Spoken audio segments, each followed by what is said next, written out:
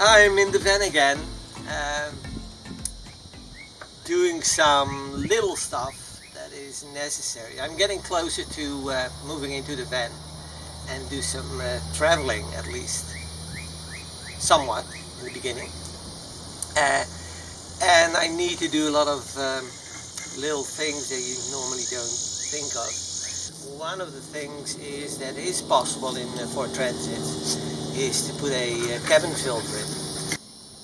But what I found out is that cabin filter housing is also available in the 2016 Ford Transit that I have. However, Ford doesn't have any filters for it. But I found another filter, at least another brand, that says that it should work. So I got a filter. So where is it located? Well, you have to go into the front of the van, open up the glove box because it's located behind there. Got two lips here that I have to push back, and then it goes all the way down. Okay, so the air comes in here at the top, goes through the filter housing, and then down to the air conditioning vents.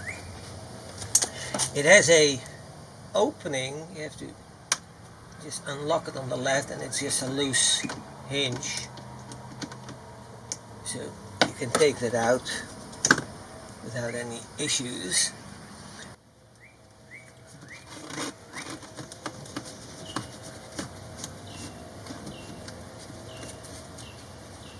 It seems to work perfectly.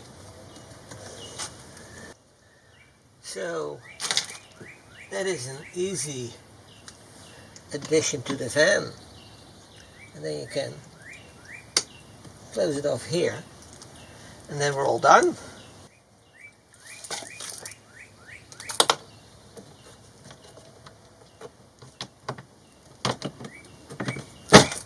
Yeah. Boom. Okay, another item I have is the tire inflation and deflation thing. I'm assuming that I will be using some deflated tires to drive in long stretches of washboard, or if I'm stuck as well, I have to deflate my tires and re-inflate them. I wanted to buy a new compressor, but I'm always on the cheap side, and I have one for probably 20 years now, maybe even longer, I don't know, and it's served me always well. It's a bit clunky, but I've decided probably at least try it in the beginning and take it along. If it is a bother, want to do something a little bit smaller, more convenient, lighter.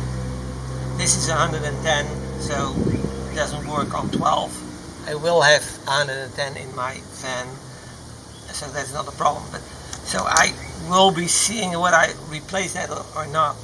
I bought two short hoses, a tire pressure meter,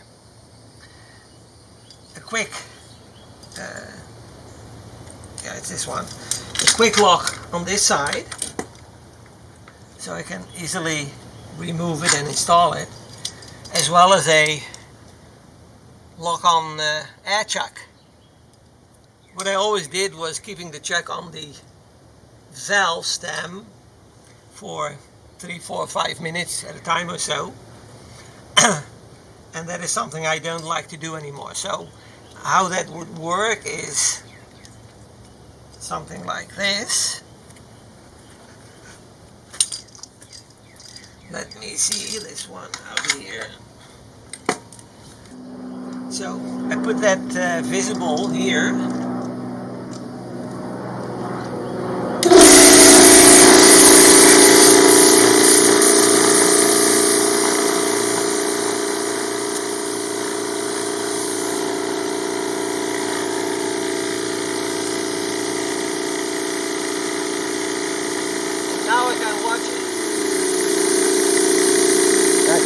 sit down and watch it, and whenever it reaches the right level, just stop it and move to the next tire.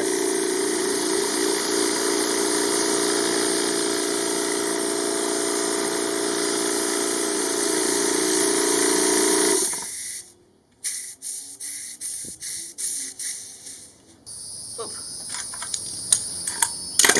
Next tire. Still got another item, and that is a 3-in-1 smoke, fire and carbon monoxide alarm. And while my van inside is completely electric, so I don't have any propane, I still decided to do the carbon monoxide. Since you're in the van, there's always a chance of carbon monoxide coming in. Hopefully that never happens. It's a 10-year one. It had quite good reviews, so it has a tamper-proof alarm, so no replacement of batteries. It's good for the next 10 years, which should be sufficient. The only place that I could find to put it is here on the ceiling. The only thing is, instead of the included screws, I used 2 different screws that hopefully better fit the ceiling.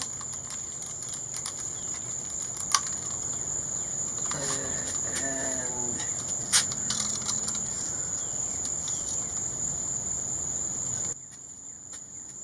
so let's see.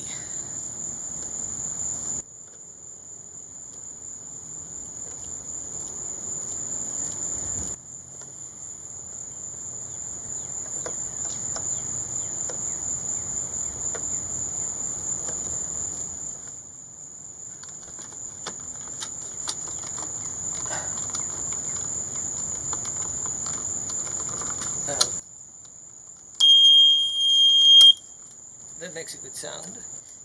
Now it's activated, and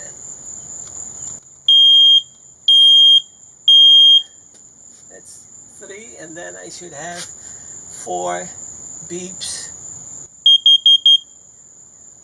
Okay, and the lights coordinate. So now the smoke alarm as well as the CO2 is activated and set for the next 10 years. Okay.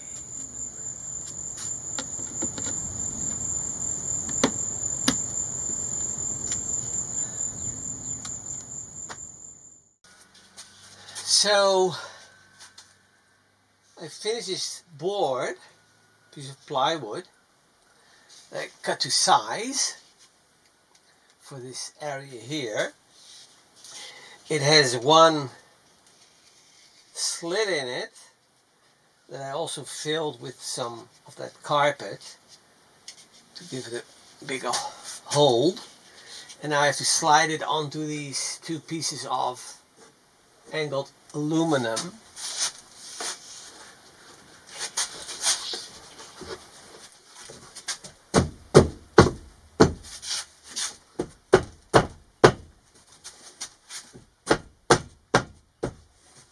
That seems to work.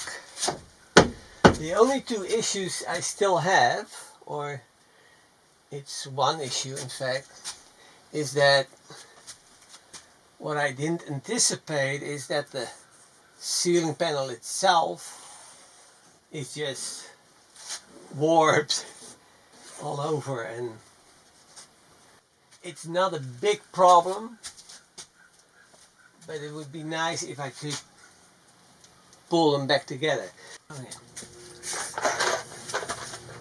Hey Joey?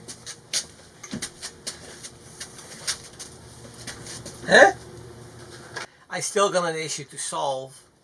I'm using these black screws, black-headed screws with black finish spacers, but I couldn't get them long enough to really penetrate everything that needed to be. And so you can see this has to be pulled together just to finish it off. I finally found a product. Let me do it on this side. And that is a special black-headed screw with a black finish spacer as well on top, designed for shingles. Okay, so I once tried it here.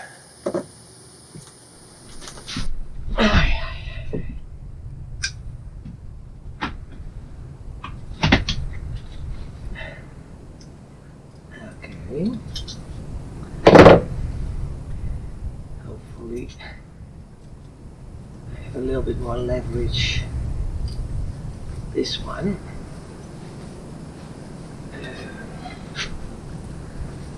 Yeah, that's not a problem. So, a bit shorter now. Now I reinsert it, and hopefully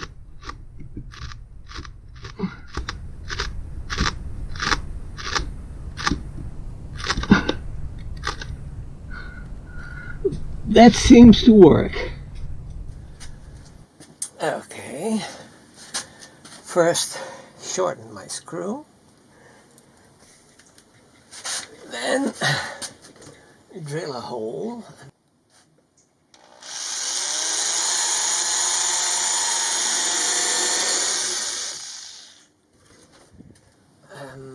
Let me see, I lost my hole. Where is my hole? Oh, here.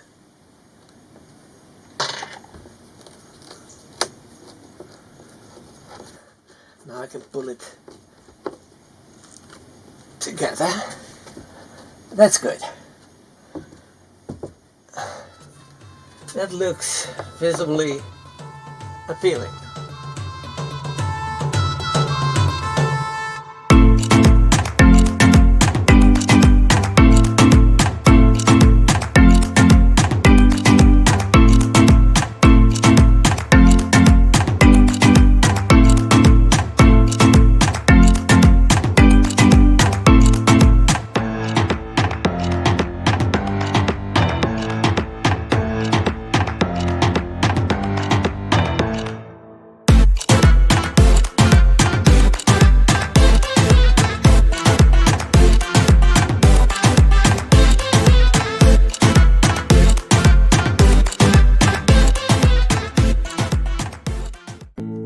Hi guys, this is Joey and we're building a one-of-a-kind RV. Thanks for watching our YouTube channel. If you enjoyed the video, give us a like and subscribe. Or better yet, leave a comment. Thanks guys. You've done a good job.